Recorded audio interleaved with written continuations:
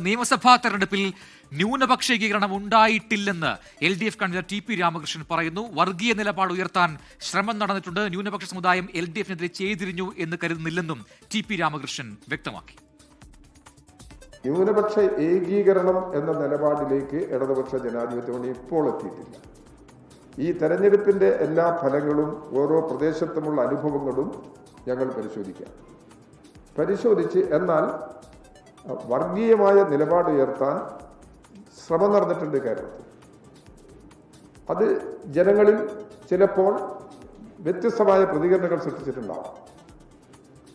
ന്യൂനപക്ഷ ജനവിഭാഗങ്ങളെല്ലാം സംസ്ഥാനത്ത് ഏകീകരിക്കപ്പെട്ടു, ഇടതുപക്ഷ ജനാധിപത്യ മുന്നണിക്ക് എതിരായി ഏകീകരിക്കപ്പെട്ടു എന്നുള്ള നിലപാടിൽ ഇടതുപക്ഷ ജനാധിപത്യ മുന്നണി എത്തുന്നില്ല.